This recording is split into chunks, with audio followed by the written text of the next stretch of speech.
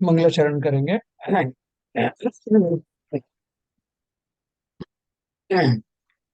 ओम नमः सिद्धेभ्यः जय श्री ओम नमः सिद्धेभ्यः जय श्री ओम नमः सिद्धेभ्यः। मंगलम भगवान वीरो मंगलम गौतमो गणि मंगलम कुंद कुंदाद्यो जयंदर्भोस्तु मंगलम सर्वमंगल मांगल्यम सर्वकल्याणकारिकम प्रधानम सर्वधर्माणां जैनं जयतु शासनम जैनं जयतु शासनम जैनं जयतु शासनम नमः समय साराय स्वानुभूत्या चकाशते चित स्वभावाय भावाय सर्वभावांतरच्छिदे। कुंद कुंदाचार्य द्वारा रचित समय सार नाम का ग्रंथ का आश्रावधिकार हमारे सामने है।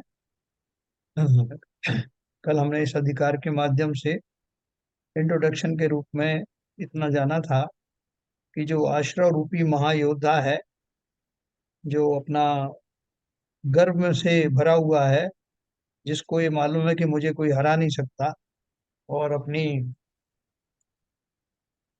अहंकार भरी हुंकार के द्वारा सारे जगत को डराता हुआ घूम रहा है कि मुझे कोई वश में कर नहीं सकता। तो ऐसे में जो ज्ञानी शूरवीर हैं, जिन्हें वो सारे रहस्य पता है, वो अपनी ज्ञान शक्ति के बल पर सहज में ही, बिना हुंकार दिखाए, बिना बाहर कोई गर्वोक्ति किए बिना ही, सहज में ही उस योद्धा को परास्त कर देते हैं। कहने का अर्थ क्या है कि हम सब आश्रव अजय नहीं, दुरूह जरूर है, दुष्कर है, कठिन जरूर है, लेकिन असंभव नहीं। तो आज उसी की बात करेंगे अपन। आश्रव के कितने तरीके हैं, किस तरीकों से जीवन में वो निरंतर जो है वो आश्रव के द्वार खुले रहते हैं, वो सब अपन जानेंगे।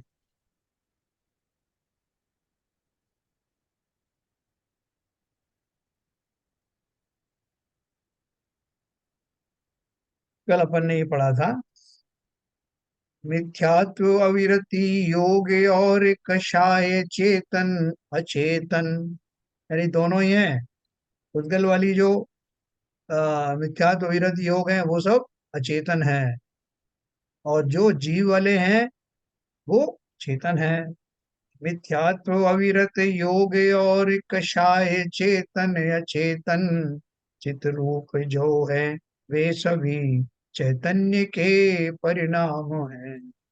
ज्ञानावरण आदिक अचेतन कर्म के कारण बने, उनका भी तो कारण बने रागाधिकारक जीव यह है। यानी दोनों एक दूसरे के प्रेरक हैं।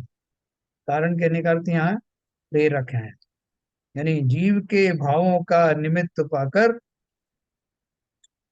उद्गल परमाणुओं में कर्म रूप से परिणमन होता, और उन कर्म रूपी उद्गलों के उदय के काल में, मैच्योरिटी के काल में, चार्ज पार्टिकल्स जब वो उदय में आते हैं, तो जीव के भाव उस तरह के विकारी रूप होने की संभावनाएं बन जाती। संभावनाएं मैंने क्यों कहा? क्योंकि जरूरी नहीं है कि जैसा कर्म का उदय हो जीव वैसा ही परिणमन परिणमन करे। अज्ञानी तो बिल्कुल करेगा, लेकिन ज्ञानी तो सीधा उसके सामने अपनी प्रतिकार रूप शक्ति लेके खड़ा हो जाता है।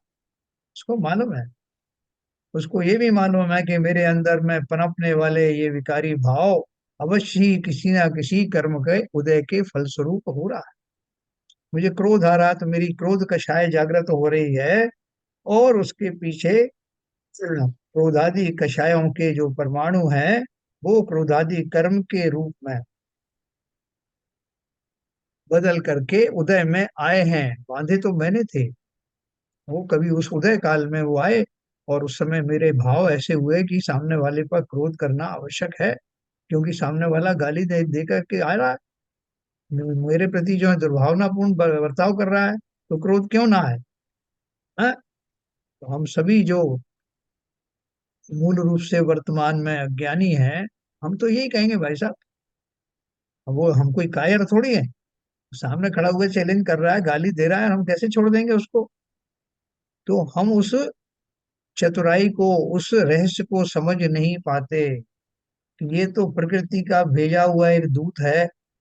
क्योंकि वो प्रकृति में कोई चैतन्यपना तो है नहीं कि वो खुद चले आए।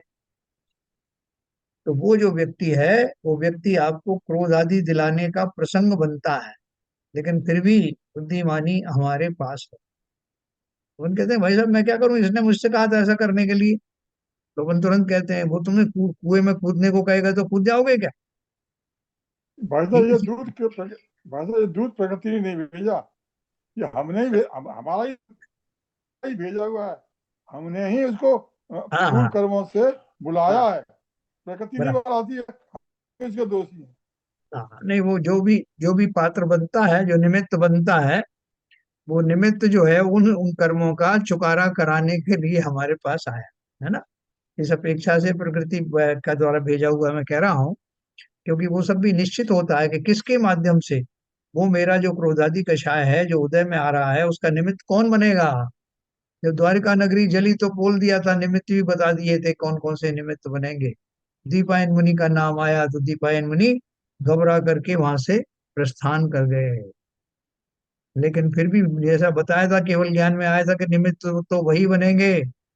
तो वो 12 साल की गणना भूल गए और उससे पहले ही वापस आ गए, और सब कुछ वैसा ही हुआ, है ना। ठीक इसी प्रकार से इस रहस्य को समझने वाले जो ज्ञानी हैं, वो इन दशाओं में किंचित भी डगमगाते नहीं कि भाई साहब अभी तो मैं देख ही लूंगा इसको, ये क्या समझता है। अरे वो जो 5 पांडव थे, जिनको लोहे के गर्म कुंडल पहनाए गए थे, कितने बड़े योद्धा थे वो। और उनको कुंडल पहनाने वाले उनके सामने कुछ भी नहीं थे। तो अगर वो चाहते, उनको सब मालूम था कि कौन कुंडल पहना रहा है, तो उसका प्रतिकार करने में उन्हें एक क्षण भी नहीं लगता। लेकिन उन्होंने उससे बड़े जो शत्रु है, अपना मुंह आदि है, या अपने जो विकारी परिणाम है, उन पर विजय प्राप्त करने का बीड़ा उठाया। नहीं तो हार जाते, ये तो उनकी परीक्षा थी ना। वो कुछ नहीं किया। लेकिन हम भूल जाते हैं, अरे साहब इसने मुझे चैलेंज किया, इसने मेरे को सार्वजनिक रूप से ऐसा बोला, मैं छोड़ने वाला नहीं। अकेले में बोलता तो चलो ठीक था। भैया, जो कर्म जिस तरह से उदय में आने वाला है वो वैसा ही उदय में आए। आप क्रोध करो, क्षमा करो, कुछ भी करो, वो आएगा उसी रूप में। लेकिन अगर मैं उसका भली भांति मंतव्य समझ लूं, तो मैंने उसको जीत लिया, विजय कर लिया। जो राग को जीतने वाले वीतरागी हैं, मोह को जीतने वाले निर्मोही हैं, वो ऐसे ही थोड़ी जीत जाते। कितना उकसावा आता है उनको भी, लेकिन नहीं। तो ठीक इसी प्रकार से अभी अपन जो आश्रम की कहानी पढ़ने जा रहे हैं, उसमें ये चारों पांचों प्रकार के जो आश्रव भाव हैं, वो उनको पहचानना। मिथ्यात्व, अविरति, कषाय और योग, ये चार मुख्य आश्रव भाव संज्ञ अर्थात चेतन के विकार रूप भी हैं, और असंज्ञ अर्थात पुद्गल के विकार रूप भी हैं। मैंने आपको दोनों का तरीका बता दिया, एक पुद्गल परमाणुओं से निर्मित कर्म, और एक मेरे भाव, भाव कर्म और द्रव्य कर्म। जीव में उत्पन्न और अनेक भेदों वाले संग आश्रव अर्थात भावाश्रव जीव के ही अनन्य परिणाम हैं। ये तो ये मुख्य रूप से बता दिए, लेकिन इनके बहुत सारी वैरायटीज हैं। तो वो सब जो जीव में उत्पन्न होते हैं वो जीव के भाव हैं। जो कर्मों में कितनी कैटेगरी होती है, उत्तर प्रकृतियां होती हैं बहुत सारी कर्मों की, है ना। ये तो मुख्य रूप से जैसे 8 कर्म है, उनकी फिर फर्दर जो कैटेगरी होती है, ज्ञानावरण के कितने भेद हैं, है ना, आपके दर्शनावरण के कितने भेद हैं, मोहिनी के कितने भेद हैं, उनकी और उत्तर प्रकृति हैं बहुत सारी। असंग आश्रव अर्थात मिथ्यात्वादी द्रव्याश्रव ज्ञानावरणादि कर्मों के बंधन में कारण होते हैं। हम्म? और उन मिथ्यात्वादी भावों के होने में राग द्वेष करने वाला जीव निमित्त होता। हम्म? अपने उक्त गाथाओं के भाव को आत्मख्याति में इस प्रकार स्पष्ट किया गया। अपने परिणामों के निमित्त से होने वाले मोह राग द्वेष रूप आश्रव भाव जड़ नहीं है, चिदाभास है, चैतन्य के ही विकार हैं। मैंने आपको बताया था कि अपन ने समय सार में पहले पढ़ा था, जो और दूसरे चैप्टर थे, क्योंकि हर एक जगह जो कथन है वो किसी मुख्य अपेक्षा से कहा जाता है, उसमें दूसरी अपेक्षाएं उस समय गौण रहती है। तो अपन ने तो ये भी पढ़ा पिछली गाथाओं में कि मेरा कुछ भी लेना देना नहीं, ये सब जो कर्म आदि है या मेरे विकारी भाव ही क्यों ना हो, ये मेरे नहीं। इसको डाल दो खाते में किसके, पुद्गल के, क्योंकि उसके निमित्त से आए हैं, मेरा इससे कोई मतलब नहीं। तो अपन मन को बड़ा अजीब लगा, अटपटा लगा कि उत्पन्न तो मेरे अंदर हो रहा है और मैं उसकी जिम्मेवारी नहीं ले रहा हूँ, पुद्गल पर डाल रहा हूँ। तो वहां किस अपेक्षा से कहा था कि वहां अपने शुद्ध स्वभाव की ओर दृष्टि डाल करके देखो कि क्या ये स्वभाव में है तुम्हारे, नहीं है तो तुम्हारे है ही नहीं, वहां उस अपेक्षा से कहा। लेकिन यहाँ अभी आश्रम है ना, आश्रम में मुख्य रूप से जीव के परिणाम और उन परिणामों के निमित्त से आने वाले कर्म या कर्म के उदय में होने वाले जीव के भाव, दोनों में क्या कनेक्शन है इसके बारे में बताया। अपने चैतन्य अपने परिणामों के निमित्त से होने वाले मोह राग द्वेष रूप आश्रव भाव जड़ नहीं है, चिदाभास है, चैतन्य के ही विकार हैं। पहले कहा था ये तो जड़ है। मिथ्यात्व, अविरति, कषाय और योग, ये पुद्गल परिणाम ज्ञानावरणादि पुद्गल कर्म के आश्रवण में निमित्त होने से वास्तव में आश्रव है ना।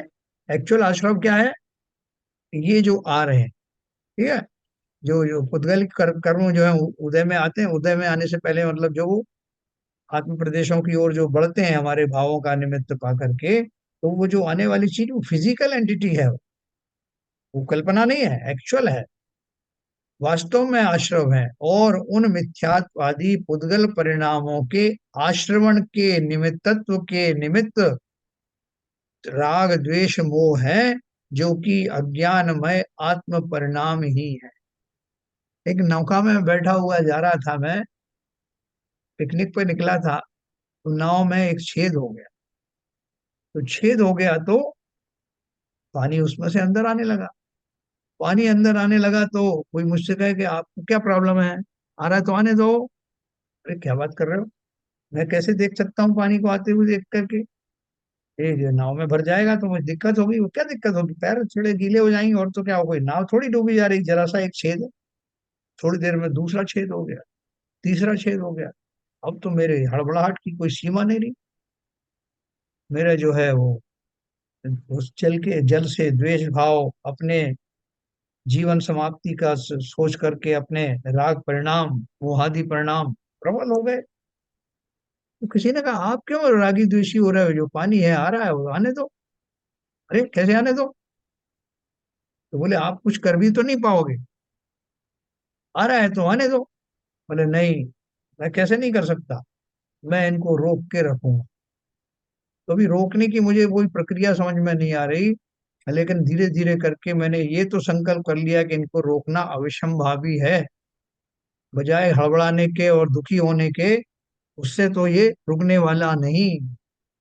तो वो आश्रम के द्वारों को बंद करने की बात मेरे समझ में आती है, और मैं उसके लिए जो उचित उपाय होते हैं वो करने लगता हूँ, है ना।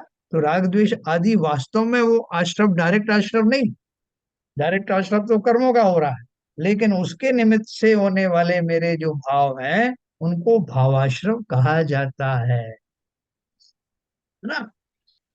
उन मिथ्यात्वादी पुद्गल परिणामों के आश्रवण के निमित्तत्व के निमित्त राग द्वेष मोह है, जो कि अज्ञानमय आत्म परिणाम ही है। मेरे जो परिणाम बिगड़ रहे हैं वो इसलिए बिगड़ रहे हैं कि मैं एक तो अपने शरीर से बहुत प्रेम करता हूँ, मैं मरना नहीं चाहता, मैं, और मुझे कोई उपाय सूझ नहीं रहा। इन सब उलझनों के कारण से मैं हड़बड़ा रहा हूँ, दुखी हो रहा हूँ। किसने नाव भेजी थी, किसने ये कर दिया था, सब तरह के जो भी परिणाम हो सकते हैं सब मेरे होने लगे। और अगर मैं ज्ञानी होता तो क्या करता? ज्ञानी होता तो पहले तो मैं उसमें हड़बड़ाता नहीं। चलो ऐसा हुआ है ना, शांति पूर्वक सोचते, जीवन होगा तो बचेगा, नहीं है तो नहीं बचेगा, एक दिन जाना सबको ही है। और ये अगर पानी आ रहा है तो इसका कोई उपाय शांत भाव से सोचेगा तो जो भी उपाय है उसका कर लेगा। तो उन्होंने क्या बोला, बिना राग द्वेष मोह किए हुए भी हम उपाय खोज सकते हैं। संसार में हम डूब रहे हैं, बाकी सब भी लोग संसार में फंसे हुए हैं, लेकिन जो ज्ञानी है उसने उसका तरीका, उसका उपाय सोच लिया है। इसलिए वो किसी भी चैनल से वो कषाय रूपी जल प्रविष्ट हो रहा है, उसके रोकने के लिए उसके पास भरपूर उपाय हैं। हमें भी आचार्यों ने बताए हैं उपाय, अपन वो सब उपाय सीखेंगे। हमारे जीवन में भी तो इस तरह के हम मझधार में फंसे हुए हैं, चारों तरफ से आश्रय रूपी जल आ रहा है और हम उसमें डूबते उतराते रहते हैं। कभी तो आंख बंद कर लेते हैं कि जो होगा देखा जाएगा, लेकिन अंदर से तो बहुत बुद्ध बुद्ध लगा हुआ है, क्योंकि हम ज्ञानी तो है नहीं। तो देखो क्या लिखा है उन्होंने, एक गाथा दी 166, उसके पहले उन्होंने बोला है, इसलिए मिथ्यात्वादी पुद्गल परिणामों के आश्रवण के निमित्तत्व के निमित्त भूत होने से राग द्वेष मोह ही आश्रव है। ये राग द्वेष मोह अज्ञानी के ही होते हैं। यह बात उक्त कथन के अर्थ से ही स्पष्ट हो जाती है ना। ये दो जो मेरे भाव आश्रव हैं, वो भावाश्रव उन पुद्गल परिणामों के निमित्त से हो रहे हैं, है ना। जैसे मैंने आपको जल बताया कि जल का प्रवेश हुआ तो मेरे राग द्वेष बढ़ने लग गए, ठीक उसी प्रकार से कर्मों का जो उदय आता है, कर्म भी विशेष प्रकार के जैसे जैसे कर्म आते हैं उनके उस हिसाब से मेरे परिणाम बदल जाते हैं। कभी मैं मान कषाय से ग्रसित हो जाता हूँ, क्रोध कषाय से हो जाता हूँ, कभी मायाचारी में फंस जाता हूँ, कभी लोभ कषाय में आ जाता हूँ, है ना। तो ये सारे जो कषाय हैं वो उसी प्रकार के जो चार्ज पार्टिकल्स हैं, जो मेरे ही पूर्व परिणाम के कारण कभी बंध को प्राप्त हुए थे, अब वो जब उदय में आते हैं तो मेरे परिणाम फिर से विचलित हो जाते हैं। ये राग द्वेष मोह अज्ञानी के ही होते हैं। यह बात उक्त कथन के अर्थ से ही स्पष्ट हो जाती। तात्पर्य है कि यद्यपि मूल गाथाओं में यह बात स्पष्ट शब्दों में नहीं कही गई है, तथापि गाथाओं के अर्थ में से ही यह आशय निकलता। सभी जितने भी ज्ञानियों ने टीका की है, अमरचंद्र जी की गाथा भी टीका है संस्कृत में, उसके अनुसार हिंदी व टीकाकारों ने उसकी हिंदी करी। यद्यपि पुराने मिथ्यात्वादी द्रव्य कर्मों का उदय नए ज्ञानावरणादि द्रव्य कर्मों के बंधन का निमित्त कारण है, तथापि जब तक आत्मा, क्या बोला, यद्यपि पुराने मिथ्यात्वादी द्रव्य कर्मों का उदय नए ज्ञानावरणादि द्रव्य कर्मों के बंधन का निमित्त कारण है, तथापि जब तक आत्मा स्वयं राग द्वेष मोह रूप न परिणमे, तब तक ज्ञानावरणादि कर्मों का बंधन नहीं होता। नहीं होता। हाँ, इस कारण पुराने मिथ्यात्वादी रूप द्रव्य कर्मों का उदय नए ज्ञानावरणादि कर्मों के बंधन में निमित्त बने, इसके लिए रागादि भावों का निमित्तत्व आवश्यक है ना। कर्मों ने एक खेल खेला, उन्होंने अपने साथियों से कहा कि देखो अभी ये जो आदमी है अभी इसको मजा चखाती है। वो कैसे चखाओगे? बोले अभी देखो, हम उसके पास जाते हैं और इसके पूरा जैसे हिप्नोटाइज हो जाता है ये, अभी ये मोही व्यक्ति अभी उसी हिसाब से एक्ट करेगा। बोले तुम्हें कैसे मालूम एक्ट करे? बोले अरे हम तो कितने दिन से देख रहे हैं, ऑब्जर्व कर रहे हैं। इस व्यक्ति को जब हम इस रूप में जाते हैं, कषाय आदि के रूप में जाते हैं तो ये कषाय हो जाता है, राग आदि के रूप में जाते हैं और राग द्वेष दोनों तरह के जो कषाय हैं उन रूप से जाते हैं तो वैसे ही हो जाता, हम जैसा चाहते हैं वैसे ही हो जाता है। बोले देखो अभी तुम्हें विश्वास नहीं होता, अभी करके दिखाते। तो उन्होंने किया, दो चार बार किया तो वैसे ही हुआ। तीसरी बार किया, अगली बार जब किया तो वो नहीं हुआ। और वो बड़ी चिंता में हो गए कि ये क्या हो गया, अब तो वैसा एक्ट कर नहीं रहा। तो उनके तो साथी ने कहा कि अब क्या हो गया, कहाँ गई तुम्हारी विद्या, तुम्हारी कारीगरी, ये तो हो ही नहीं रहा। ये तो अपना मस्त बैठा हुआ है, इसको कोई चिंता ही नहीं। तुमने इसको क्रोध दिलाने की कोशिश की है, क्रोध ही नहीं हो रहा। तुमने इसको लोभ दिलाने की की है, लोभ ही नहीं हो रहा। वो कर्म बड़े चक्कर में पड़ गए। उन्होंने अपने गुरु से जाके पूछा कि ये व्यक्ति जो रोज हमारी कठपुतली बना हुआ था, अब क्या हो गया? तो उनके गुरु ने बोला कि भैया ये ज्ञानी हो गया, ये समझ गया है ये खेल क्या है, अब वो तुम्हारे बहकावे में आने वाला नहीं है। तो ठीक उसी प्रकार से, हाँ, आचार्य कहते हैं कि इसके लिए रागादि भावों का निमित्तत्व आवश्यक है, तभी तो कोई वो कर्म कारगर होंगे, वरना नहीं हो। ये रहस्य जान लेने के बाद हम अपनी पोजीशन को सुरक्षित कर सकते हैं। पहले लोगों को बोलते थे ना, दादी माँ दादी और वो नानी कहानी सुनाती थी। राजकुमार से बोला कि दक्षिण दिशा में पहले तो जाना ही नहीं, अगर जाओ तो पीछे मुड़ के मत देखना, तुम्हें बहुत आवाजें आएंगी लेकिन मुड़ना मत, मुड़ के देखोगे तो अनर्थ हो जाएगा। और वो उस बात को गांठ बांध लेता है और उसका नुकसान होता नहीं। ठीक उसी प्रकार से आचार्य हमें बार बार संबोधन कर रहे हैं कि ये तुम्हारे पुराने पापादि कर्म हैं, ये उदय में आएंगे तो तुम अब उनसे संचालित मत होना, विकारी मत हो जाना, तो तुम्हारी जीत है। तुम्हारी एक अनादिकाल की कर्मों की श्रृंखला टूटने लगेगी। नहीं तो वो कर्म उदय में आए, इधर तुम रागादि परिणाम वाले हो गए, तुम्हारे रागादि परिणाम देख के नवीन जो है कर्माने लग गए, तो कभी मुक्त होगे नहीं। तो ये बात अब ज्ञानियों को तो समझ में आ गई, यानी जिनको समझ में आ गई वो ज्ञानी हो गए, जिनको समझ में नहीं आई, समझना चाहते ही नहीं, वो अज्ञानी है। तो फैसला हमारे ऊपर है कि हमें ज्ञानी बनना है या अज्ञानी बनना है। इसलिए यह कहा गया है कि मोह राग द्वेष भाव पुराने कर्मों के उदय के निमित्तत्व के निमित्त हैं, और इसीलिए वे वास्तविक आश्रव हैं। कौन है वास्तविक आश्रव? ऊपर तो उन्होंने मोहिनी कर्मादि को वास्तविक आश्रव कहा था, जो कर्मादि को कहा था। और यहाँ जीव के एंगल से देखें तो कि वो क्यों, अभी इनको वास्तविक क्यों कहा? कि अगर मैं मोह राग द्वेष से युक्त नहीं हूं, तो जो नवीन कर्म जब उदय में आएंगे, तब मैं उनसे प्रभावित होने वाला नहीं। इसका अर्थ क्या है कि मेरे जो राग द्वेष भाव हैं, वही वास्तव में आश्रव के कारण बनते हैं। बाकी कर्म कितने ही प्रहार करें, कुछ नहीं हो रहा। मैं मच्छरदानी लगा के सो रहा हूं, मच्छर तो आए लेकिन मच्छरदानी के बाहर ही रह गए, बहुत कोशिश की, नहीं, प्रविष्ट नहीं हुई।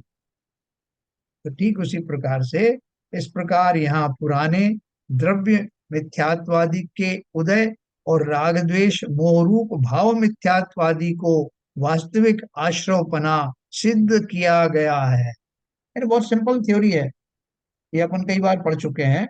यहाँ तो वो, क्योंकि अभी बहुत सारे शास्त्रों में यहाँ से ही उल्लेख कर करके जो, हाँ, द्वितीय श्रुति स्कंद बना था, वो वहां से लेकर के, इन गाथाओं से लेकर के और दूसरे छोटे छोटे ग्रंथों में ये सब बातें आ गई।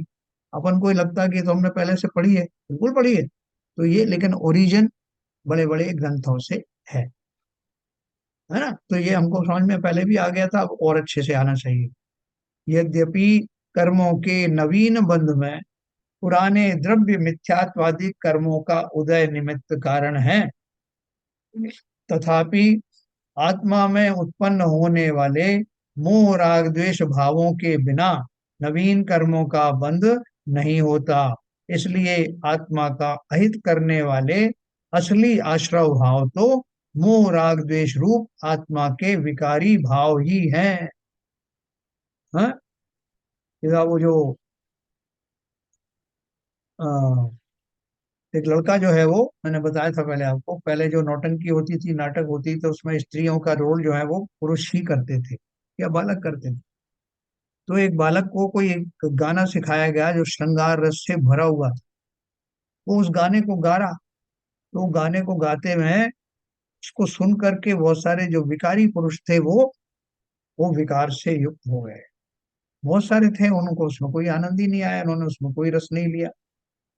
और वो बालक स्वयं जो उस गाने को गा रहा था, क्योंकि उसके भावों को नहीं समझता था, इसलिए गाते हुए भी वो उन भावों से, विकारी भावों से युक्त हुआ ही नहीं। तो कहने का अर्थ क्या है कि जब तक मैं उस जैसा परिणाम अंदर में मेरे ना हो, रागादि रूप भाव परिणाम होने की मेरी सामर्थ्य होना चाहिए ना, उस काल की तात्कालिक योग्यता, तभी वो पूर्ण रूप से परिणमता है। कोई बहुत आत्मरस में डूबा हुआ है, अपना ज्ञानी ध्यानी अपने पूजन में भक्त भक्त मस्त है, और कोई उधर से कोई एक फिल्मी गाना जो है वहाँ रिकॉर्ड बजाने लगे, तो वो प्रभावित होगा क्या? उसको तो अपनी साधना में एकदम रस भरा हुआ है, उसको किसी से कोई मतलब।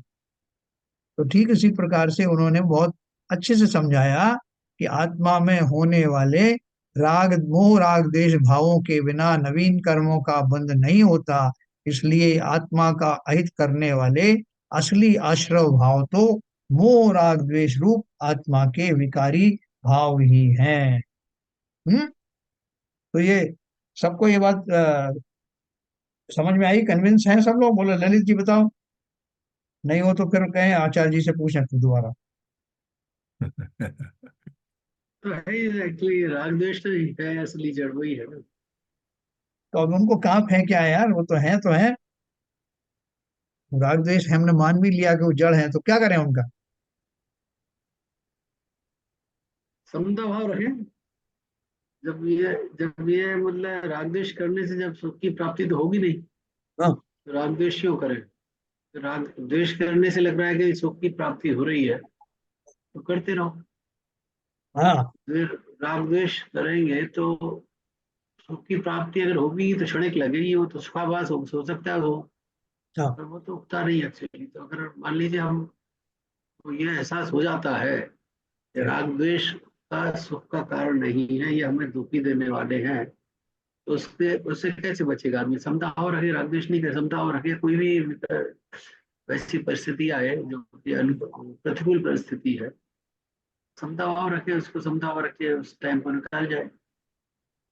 समता भाव कैसे आएगा? खाली कह देने से कि मुझे समता भाव धारण करना आ जाएगा क्या? इस समता भाव ऐसे ये सोचना पड़ेगा उसको कि ये जो आया है कर्म का होता है, ये मेरे कर्मों की वजह से ही उदय आया है, तो अब मेरे को इसको इसमें किसी से द्वेष करूं, गुस्सा करूं, कषाय करूं, इससे कुछ फायदा नहीं है। हाँ। तो वो जो कर्म का होता है वो मैं इसमें कुछ बोलूँ क्या? अपने आप निकल जाएगा। हाँ, बोलिए बोलिए, चलो जी बोलिए। हाँ, देखो, समता भाव तो अपने राग द्वेष और जब होते हैं जब की बात है, और समता भाव भी रखना चाहिए, वो ललित जी का ये है। लेकिन जो विकारी भाव है अपने आत्मा के, उन विकारी भावों से बचने के लिए उपाय यही है कि हमारा जो अभी दस शब्द और जो भी संगत जगह, उससे बचना है हमको। वो जो हमारे जो आसपास में जो माहौल बन रहा है उससे दूर जाना है, क्योंकि जो विकार विकार उसी वजह से आता है। क्योंकि आप यदि किसी पिक्चर में बैठे हो तो आपको वहां पर उसमें पिक्चर में विकारी भाव आपको रहेगा ही रहेगा। यदि आप कोई टीवी देख रहे हो, द्रव्य शब्द देख रहे हो, तो उसमें विकारी भाव रहेगा। मंदिर में रहोगे तो आपका विकारी भाव हो सकता है, लेकिन चांसेस कम है। तो जो हम्म। विकारी भाव करने के लिए ये है कि आपको बहुत सारे अनुशासन रखने पड़ेंगे। बहुत सारे हम्म। आपको शरीर को, आपके शरीर में बहुत सारे आपको ऐसे नियम बनाने पड़ेंगे, जिससे धीरे धीरे अभ्यास करने से विकारी भाव कम हो सकेंगे, ऐसा मैं समझता ठीक है। सर, बोलिए। अगर अपने को विकारी भावों से दूर रहना है तो ज्ञानी बनना पड़ेगा। हमें पर और सब पर का भेद की ज्ञान होना चाहिए। हमें ये मालूम होना चाहिए कि ये जो विकारी भाव है ये मेरे भाव नहीं है, ये बाहर से भाव है। और अगर उनको रोक सकते हैं और उसको रोकने के प्रयास में वो अपना परिश्रम करके पुरुषार्थ करके समता में आ सकते हैं। जैसा शैलेंद्र जी कहा कि वो जो ऑल अराउंड एनवायरनमेंट है उससे अपने को दूर रख सकते हैं, तो हम आश्रम का बंद नहीं करेंगे और वहां से निकल के बच जाएंगे। ठीक है, नीरजा जी जरा बताओ, आपके हिसाब से क्या करना पड़ेगा? ऐसे बलपूर्वक रोक सकते हैं भावों को? बलपूर्वक कभी भी कोई चीज भी नहीं रोकी जा सकती है। तो अपने आप को ज्ञान रख के और विवेक रखना पड़ेगा, और मतलब अपने आप पे संयम रखने की बहुत जरूरत है, जागरूकता से जीना पड़ेगा कि अगर हमें इन आश्रवों से बचना है, फर्दर नए कर्मों को बांधने से रोकना है, तो हमें विवेक से काम लेना पड़ेगा, और उसके लिए बहुत ज्यादा संयम और जागरूकता की जरूरत है। सम्यक दृष्टि तो हुए नहीं है जो कि आ जाए, अभी मिथ्या दृष्टि है। तो मिथ्या दृष्टि के लिए एक ही है कि भाई, वैसे तो कहा जाता है उन निमित्तों से बचो, लेकिन जैसे निमित्त तो एक पहली अवस्था है। अब हम इतना सब पढ़ने के बाद हमें ये तो समझ में आ गया कि जो हमारा ये हमारे कोई कर्म विपाक आया, इसलिए हमारी इस तरह की सिचुएशन बनी है और हमारे विकार आ रहे हैं। तो उसके लिए हमें यही है कि विवेक और जागरूक रहें, अध्ययन करते रहें, स्वाध्याय करते रहें, जिससे दिमाग में ये बातें घूमती रहें। तो ठीक है, विपुल जी बताएं। नहीं सर, जैसा सबने कहा वही है मेरा भी। और मतलब सिंपल है कि मैं कौन हूँ ये पहचानना पड़ेगा। और जो भी अ, जो भी हमारे आसपास है, चाहे वो परिवार हो, मित्र हो, या जो भौतिक वस्तुएं हो, वो सब मैं नहीं हूँ। और मेरा इनसे सिर्फ एक एक एक कुछ समय का संबंध है। और ये मैं इन सब चीजों से अलग हूँ। अगर ये मान्यता हो गई तो राग द्वेष कम होंगे, और राग द्वेष कम होंगे तो विकारी भाव अपने आप कम हो जाएंगे, ऐसा मतलब ऐसा बहुत सही मानना। बात आपने, बहुत सही बात आपने कही। कहा तो सब लोगों ने वही है ऑलमोस्ट, लेकिन जो इसका जो इंटरनल चीज थी ना, कि भेद विज्ञान पूर्वक अपनी श्रद्धा को बदलने की आवश्यकता। जिन वस्तुओं को, जिन पदार्थों को मैं समल समल के भोग रहा था कि इनसे ये मेरे राग आदि के कारण बन रहे हैं, ऐसा मैं रिपीट कर रहा हूँ, इनसे मुझे बचना है, तो मैं नहीं बच सकता जब तक कि मेरे श्रद्धा के लेवल पर कौन कौन पर वस्तुएं हैं, कौन स्वा है, ऐसा क्लियर कट भेद विज्ञान नहीं होगा। तब तक वस्तुओं के प्रति उनका सही स्वरूप न जानने के कारण उनमें राग द्वेष होना स्वाभाविक है।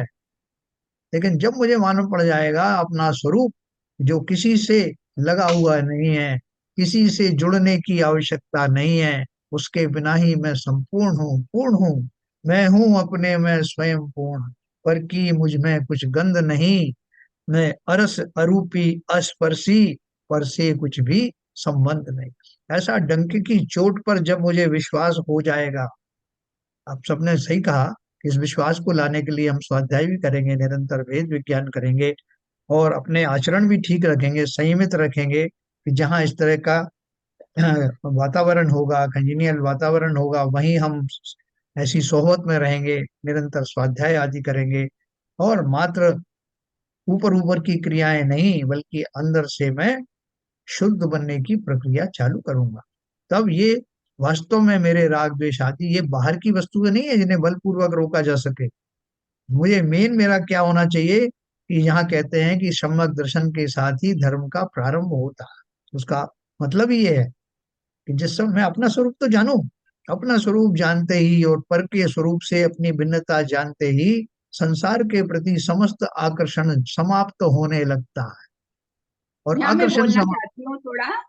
जी। आप जो बात कह रहे हो तो बहुत मतलब निश्चय नए वाली बात है कि भेद विज्ञान होना। अभी हम जितने दिनों से पढ़ रहे हैं, पढ़ने जी। पे हमें ये तो मालूम पड़ गया है कि आत्मा का क्या स्वरूप है और व्यवहार का क्या स्वरूप है। इतना हम्म। मालूम होने के बाद भी हमें भेद विज्ञान तो नहीं हो रहा, हम उस हम्म। लेवल पे आ ही नहीं पा रहे हैं। तो हमें जी। व्यवहार में रहते हुए कैसे इस शास्त्र को कम कर सकें, तो हमारा सबसे पहली एम्फेसिस उस पे होनी चाहिए। भेद विज्ञान होगा तब तो बहुत ही बड़ी बात है, फिर तो कोई परेशानी नहीं है। लेकिन जब तक भेद विज्ञान नहीं हो रहा है, जब तक भी कुछ अपने कर्मों में कमी तो लानी चाहिए। तो सबसे पहले उस प्रयास की जरूरत है व्यवहार लेवल पर। बिल्कुल सही कहा आपने, बिल्कुल सही कहा। लेकिन वो जो प्रयास करते हुए हमें उनमें बहुत सावधान रहने की जरूरत है। जैसे हम जी। जो प्रयास कर रहे हैं, जिन संयम आदि को मैंने धारण किया है, उन जैसे अपन ने कल पढ़ा था ना, ज्यादातर क्रियाएं हमारी वो पुण्य रूपी क्रियाएं होती हैं, शुभ भाव होते हैं। तो वो शुभ भाव हमारी भूमिकाओं में आते जरूर हैं। पुण्य आदि की प्राप्ति, बहुत दूर तक पुण्य का जो खेल चलता रहता है, और हम भ्रमित हो करके उस पुण्य को ही धर्म मानकर संतुष्ट हो जाते हैं। तो वो जो सब जो बाह्य प्रक्रियाएं हैं, जिनको हम व्यवहार चारित्र कह रहे हैं, वो व्यवहार चारित्र पालन करते समय भी सावधान रहना कि वास्तविक चारित्र क्या है, और उसका लक्ष्य और वो स्वरूप हमें बहुत स्पष्ट सामने होना चाहिए।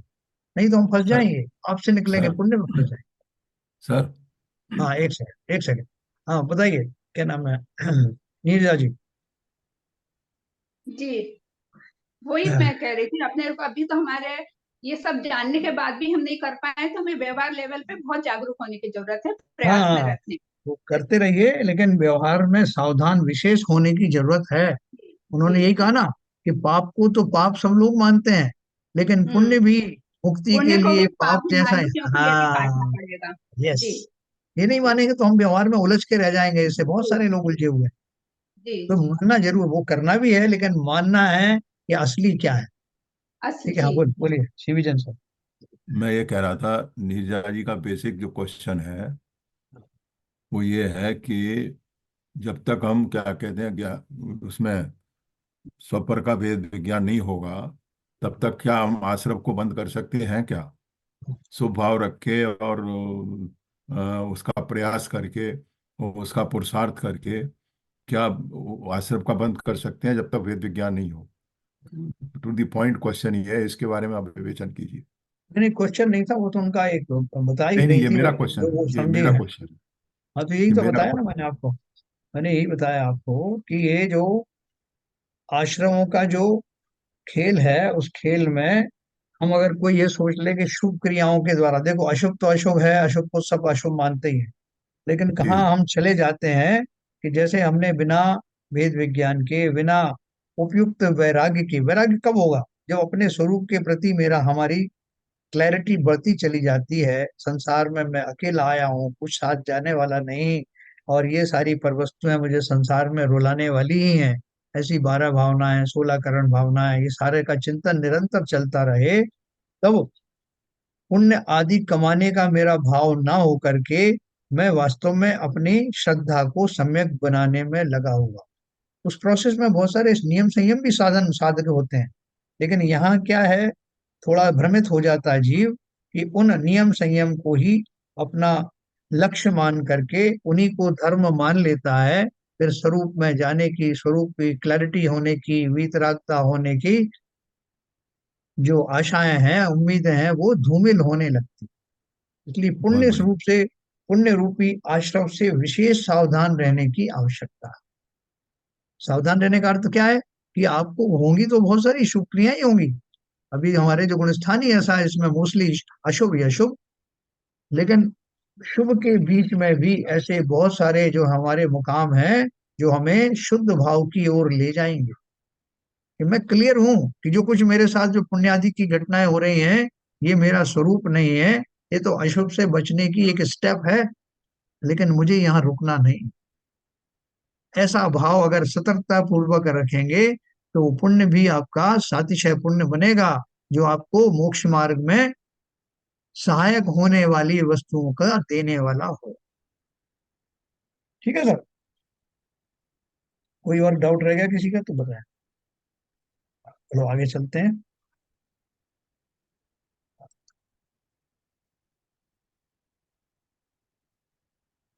हाँ, 166। अब इस 166वीं गाथा में ये कहते हैं कि ज्ञानी जनों के इन आश्रवों का अभाव है ना। जब ज्ञानी की बात कर रहे हैं, जगह जगह क्यों बात कर रहे हैं? वो इनडायरेक्टली क्या कहना चाहते हैं कि ज्ञानी बन जाओ। वो ये क्यों नहीं कह रहे कि भैया पुण्यादि की प्राप्ति कर लो, शुभ क्रियाओं में लग जाओ, पूजन पाठ का परिमाण बढ़ाओ, एकासन उपवास बढ़ा लो? ये क्यों नहीं कहा? क्योंकि जो मेरे मूल है, वो मूल तो आश्रम का कारण राग द्वेष मोह आदि जो मेरे अंतरंग में बहुत गहरे से बैठे हुए हैं, वही है ना। तो इसलिए बोल रहे हैं ज्ञानी जनों के आश्रमों का अभाव। तो हिंट क्या दे रहे हैं कि ज्ञानी बनो। तो ज्ञानी बनने का अर्थ क्या है? हमको और कुछ तो सूझता नहीं, हम ज्ञानी बनने का कारण यही समझते हैं कि साहब मैं उपवास करने लगूं, अष्टमी चतुर्दशी का उपवास करूं, रोज पूजन करूं, 3-4 पूजन रोज पढ़ा करूं, और ये सब लोगों को अच्छा दान वान देता रहूं। तो ये बाह्य क्रियाओं की ओर हमारा ध्यान तुरंत चला जाता है, क्योंकि हमें वो चिंतन करना भारी पड़ता है। और वो चिंतन ऐसा नहीं कि मैं एक जगह आसन में बैठ करके ही वो चिंतन करूं। प्रारंभिक दशाओं में एकांत में बैठ करके सामायिक आदि करने से हमें वो दृढ़ता आती है, लेकिन बाद में तो ये समस्त संसार एक कर्म भूमि है। इसको स्पष्ट रूप से ऑब्जर्व करना कि मेरे साथ क्या घटित हो रहा है। आज मेरा अपमान हुआ, कल मैं किसी के क्रोध का शिकार बना, परसों मुझे थोड़ा सा लोभ आया। इनकी समीक्षा करना, चलते फिरते भी समीक्षा करना, देखते देखते करना, खाते पीते करना। ये समीक्षा ही मुझे वास्तव में उस भेद को समझा पाए। और जब मैं समीक्षा करने लगूंगा तो मेरी खाने पीने की रुचियां कम होने लगेगी। आप देखो, अपने आप ही मेरा संयम पलने लगेगा। मेरा राग द्वेष न केवल और दूसरों के प्रति बल्कि इष्ट वस्तुओं के प्रति भी कम होने लगेगा। अभी हम वहां गए थे, क्या नाम है, वो योग आश्रम गए थे, तो 10 दिन वहां रहे। तो पहले एक आध दिन तो बड़ा अटपटा लगा, क्योंकि वो जो आकुलता रहती है ना, 2-2 3-3 बार में खाने को नहीं मिल रहा है, जो कुछ भी पदार्थ है वो खाने को नहीं मिल रहा है। तीसरे दिन के बाद तो ये हाल हो गया कि वो जितने फल देते थे वो ही नहीं खाए जाते थे। संतुष्ट हो जाते थे एक दो खा करके, और ऊर्जा पूरी की पूरी एनर्जी।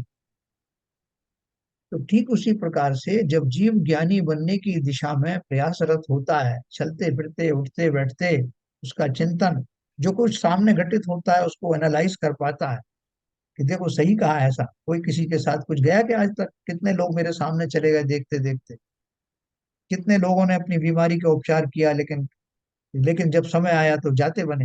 ये सब चीजों को एनालाइज करना, विजुलाइज करना, यही वास्तव में ज्ञानीपन की ओर ले जाने वाला है। और जब मैं ये करूंगा तो मेरा अवश्य रूप से संयम भी शुरू हो जाएगा। भोजन आदि पदार्थों से, वस्त्र आदि के प्रति होने वाला मेरा मोह निरंतर कम होने लगेगा। और वही संयम की दिशा में बदल जाएगा। और अपने आप ही सातिशय पुण्य का बंध भी। इसलिए जोर किस पे दिया गया है? उन्होंने ये नहीं कहा कि भाई साहब आपको अगर ये राग द्वेष आदि का अभाव करना है तो आप जो है ऊपर ऊपर के संयम धारण कर। अविरति का जो अर्थ है ना, अविरति का अर्थ है कि वो संकल्प पूर्वक सम्यक दृष्टि बनने के बाद में जो व्रत धारण करने होते हैं वो व्रत धारण करने की बात है। इसका अर्थ ये नहीं कि हम जो है वो उच्छृंखल हो जाएं, स्वच्छंद हो जाएं। वो वाले जो हमारे संयम आदि हैं वो तो चलने चाहिए, लेकिन उनको ही धर्म मत मान लेना, जैसा अपन ने कल पढ़ा। और निरंतर खोज करते रहना कि मैं कैसे बार बार तत्पर हो जाता हूँ, कैसे विकारी हो जाता हूँ। किसी ने कुछ कहा उससे ही मैं उसका चिंतन करूँ, क्योंकि कहना सुनना तो फिर भी जारी रहेगा, लेकिन मैं उसको कैसे हैंडल करता हूँ, टैकल करता हूँ, यही सब अपने आप ही मुझे दिशा निर्देश देने लगे। तो इसलिए देखो जो बात है, ज्ञानी जनों के इन आश्रमों का अभाव है। गाथा का पद्यानुवाद इस प्रकार है। गाथा क्या है? नत्थि दुआ सब बंधो सम्मादिठस् आसवणि रोहो संते पुव्वणि बद्धे जानादि सोते अबंधतो नास्ति स्वाश्रव बंधे सम्यक दृष्टेराश्रव निरोधे संति पूर्व निबद्धानि जानाति सा तान्य बद्धनन्। है नहीं आश्रव बंध क्योंकि आश्रमों का रोध है। सददृष्टि उनको जानता जो कर्म पूर्व निमित्त है। सम्यक दृष्टि के आश्रव जिसका निमित्त है, ऐसा बंध नहीं होता, क्योंकि उसके आश्रवों का निरोध है। भाई बोले भाई साहब, जिसने संवर प्राप्त कर लिया तो उसके अब कोई बंध होगा क्या है? तो बोले कि बंध तो होगा, लेकिन कौन सा होगा बताते। सात सपुंड में। सम्यक दृष्टि के आश्रव जिसका निमित्त है, ऐसा बंध नहीं होता, क्योंकि उसके आश्रवों का निरोध है। नवीन कर्मों को नहीं बांधता हुआ वह सम्यक दृष्टि सत्ता में रहे हुए पूर्व कर्मों को मात्र जानता है। जानता है, जानता ही जानता है। यानी कर्म का उदय तो आया, और ज्ञानी जान गया कि आ गया उदय है। श्याम और आप हैं, आराम से सोच के बैठे हैं कि भैया अब कैसा भी कर्म का उदय आने दो, मैं क्रोधित नहीं होऊंगा। एक बाबा जी से बाबा जी ने डिक्लेयर किया कि मैंने क्रोध कषाय को जीत लिया है। उन्होंने ओपनली कह दिया सबसे कि तुम चाहो तो ये इसका एक्सपेरिमेंट कर सकते हो, फिर मुझे परख सकते हो। तो एक आया पागल, उसने बोला कि बाबा जी सुना है आपने क्रोध को जीत लिया है?" बोले और सच सुना तुमने बच्चा, क्रोध जीत लिया है। बोले इसका मतलब ये कि कोई आपको गाली दे आपको क्रोध नहीं आएगा? बोले बिल्कुल नहीं आएगा। बोले कोई थप्पड़ मार दे आपको नहीं आएगा? बोले हाँ नहीं आएगा। बोले कोई आपको जो कीचड़ में घसीट दे तब भी नहीं आए? बोले बोल दिया ना तेरे को 3 बार, नहीं आएगा नहीं आएगा, बार बार क्या पूछ रहा? हाँ बोले समझ गया मैं, आपने जीत लिया क्रोध। है तो बाबा जी हो गए ना वो क्रोधित। तो कषायों को जीतने के लिए बहुत सारी दशाओं से गुजरना पड़ता, और उसके बाद में वो दशा आती है जिसमें अब कैसा भी उकसावा हो वो किसी तरह से विकारी होते नहीं। ऐसे वो ज्ञानी जीव जिनका आश्रव रुक गया है, वो मामूली चीज थोड़ी होते हैं। अब जिनका आश्रव रुक गया है वो, उनके कर्मों का उदय आता है तो वो उसको जानते हैं। केवल ज्ञान दशा में भी अभी 4 कर्म बाकी है ना, तो उनका उदय आता है। तो उदय आने पर भी साता साता या जो कुछ भी आते हैं, उन उदय में भी वो जानते, वक्त जानते तो हैं कौन से कर्म का उदय आया, लेकिन उससे परिणमित नहीं होते। केवल ज्ञान तो बहुत दूर की बात मैंने आपको बताई, उसके पहले भी, पहले के जो साधक दशाओं में भी बहुत सारे ऐसे लेवल आते हैं जहाँ कषाय जो ये आश्रमों का लगभग समाप्ति की ओर होते हैं। तो तब वहां लेकिन वो जानते अवश्य हैं कि कौन कौन से कर्म हैं इनका, और हम भी जान सकते हैं। उन ज्ञानियों को ही छोड़ो, हम मिथ्या दृष्टि वाले भी संसार में जो कुछ मेरे प्रति घटित होता है वो मेरे ही कर्मों का फल है, ऐसा तो अपन जानते हैं। लेकिन कब जानते हैं? तो बहुत ज्यादा बीमार हो गए, तो बहुत ज्यादा जो है दरिद्रता के शिकार हो गए, किसी का एक्सीडेंट हो गया, तब या तो दूसरे याद दिलाते हैं, हम खुद याद करते हैं भाई साहब जैसा किया वो तो भोगना ही पड़ेगा। हाँ? हम इस तरह से जानते हैं, लेकिन हमारा अभी उनसे मन नहीं भरा। अगर वो घटनाएं न घटित हों तो हम इसका चिंतन भी ना करें। लेकिन ज्ञानी तो हर समय सचेत रहते हैं, होने वाले समस्त कर्मों के आगमन पर भी किसी तरह की प्रतिक्रियाएं व्यक्त करते नहीं, होती ही तो नहीं भाई है साहब, उनसे। भाई हाँ साहब, बोलिए। ये कि ज्ञानी के आश्रम नहीं होते क्या? हाँ ज्ञानी जिस लेवल का ज्ञानी है उसकी बात है। हाँ वैसे तो अभी हाँ अलग हाँ अलग अलग स्टेप है हाँ ना। हाँ जिस चतुर्थ हाँ गुण स्थान वर्ती है, अविरत वाला है, तो उसके और कर्मों का तो हाँ उदय हो रहा है। हाँ। ये आश्रम आश्रम थोड़ी होते गए। रहते हैं, आश्रम होते हैं और बंदी भी होते हैं, हाँ सब तो होता है। पुण्यादि का बंद होता है, जो मैंने बोला 7 6 पुण्य का बंद होता है, वो भी आश्रम है ना।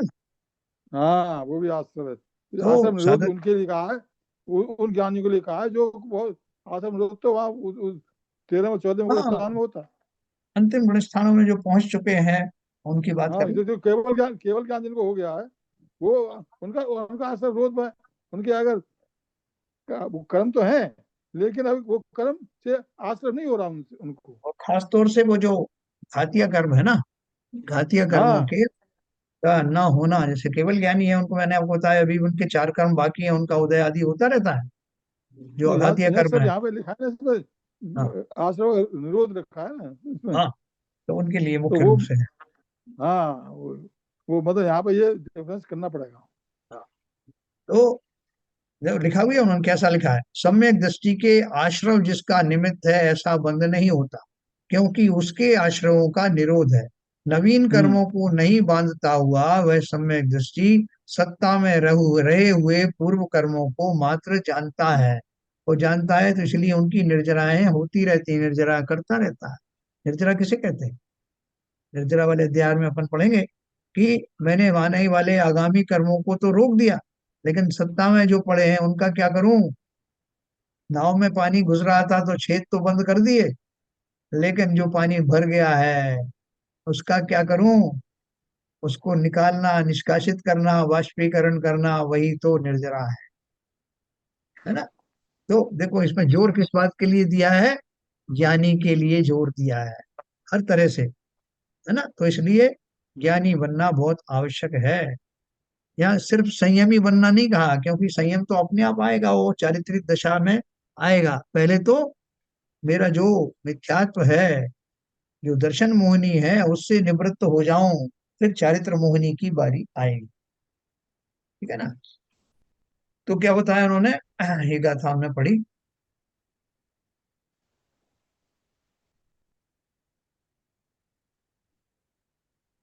एक सम्यक दृष्टि ज्ञानी धर्मात्माओं को आश्रव बंद नहीं होते, यह बताने वाली इस गाथा का अर्थ आचार्य अमृतचंद्र आत्मख्याति में इस प्रकार खोलते हैं। देखो अर्थ समझना इसका। परस्पर विरोधी भाव एक साथ नहीं रह सकते, इस कारण ज्ञानी के ज्ञानमय भावों से अज्ञानमय भाव अवश्य ही निरोध को प्राप्त होते हैं। यही कारण है कि ज्ञानी के अज्ञानमय मोह राग द्वेष रूप आश्रव भावों का निरोध होता ही है।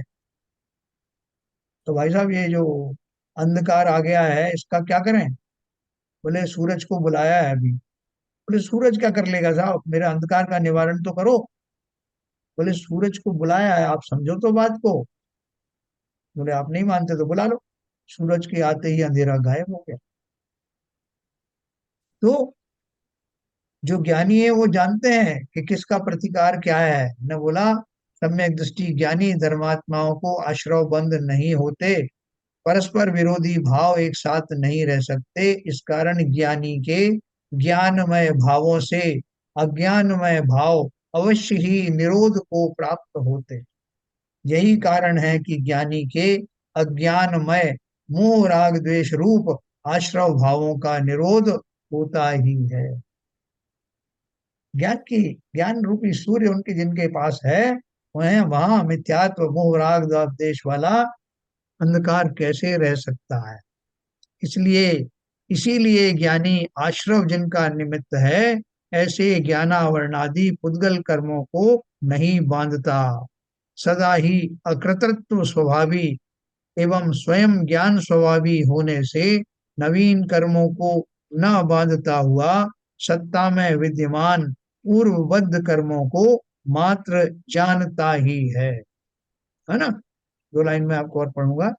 अध्यात्म के इस कथन की अपेक्षा तो यह है कि चौथे गुण स्थान में जिन प्रकृतियों का बंध नहीं होता, वे प्रकृतियां ही मूलतः अनंत संसार के बंध का कारण है।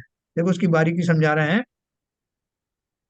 तथा चतुर्थ गुण स्थान और उनके ऊपर के गुण स्थानों में जिन प्रकृतियों का बंध होता है, एक तो वे अनंत संसार के बंध का कारण नहीं है, दूसरे उनका बंध भी अल्प स्थिति अनुभाग लिए होता है, अतः वह बंध ना के बराबर ही है।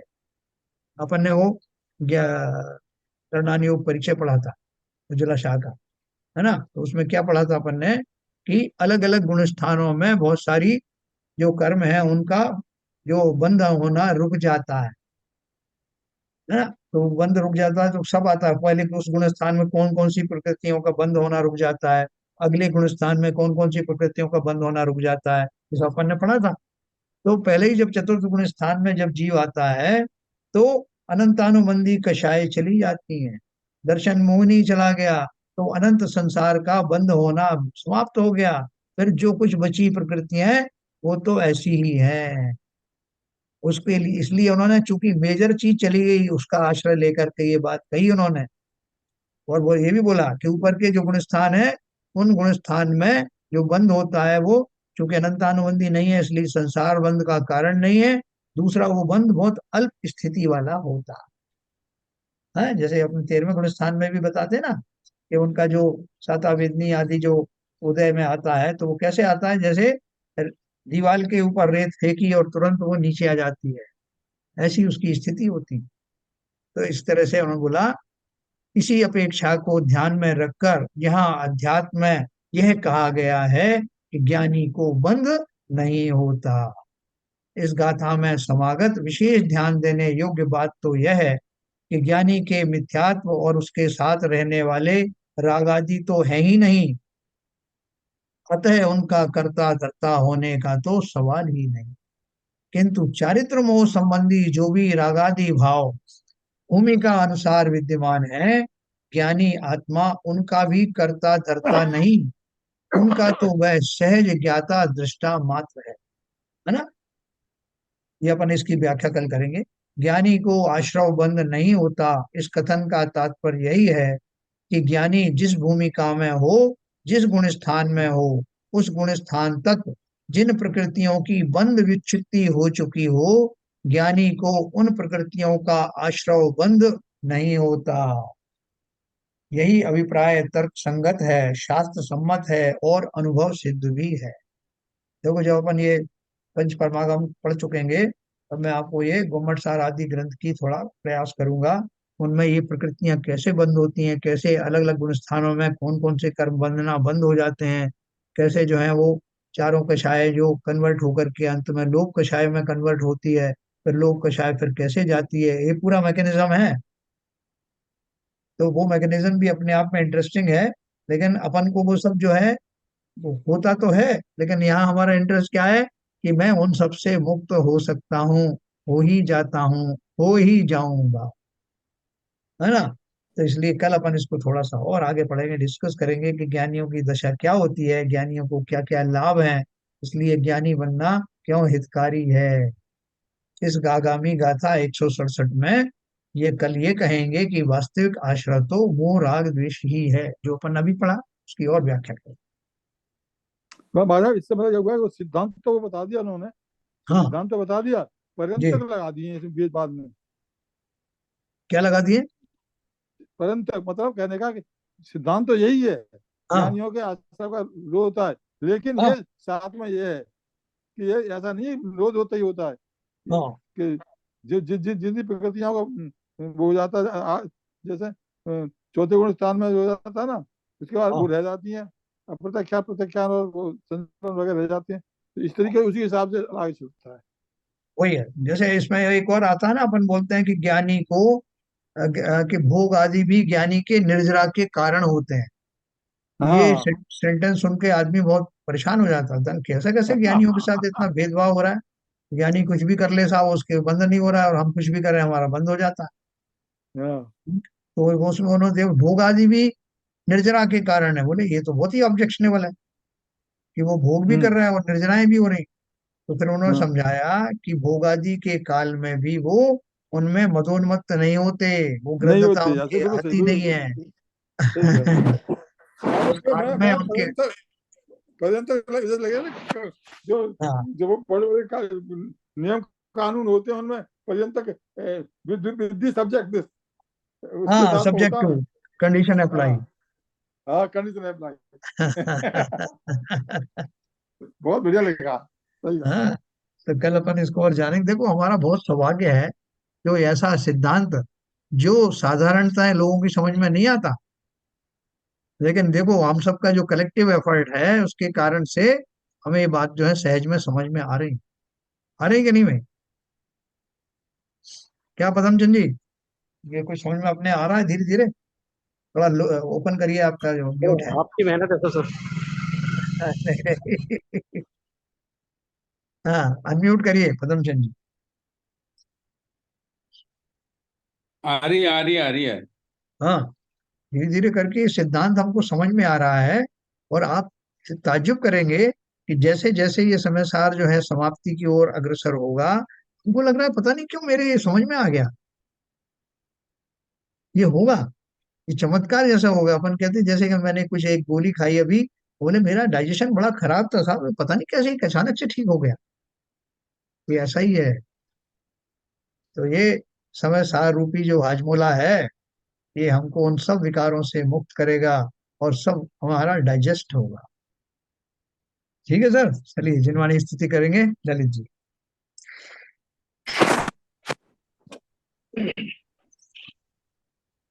नित्यतम नाश में को ज्ञान के प्रकाश में को अपरिभाष में को भानुसी बखानी है।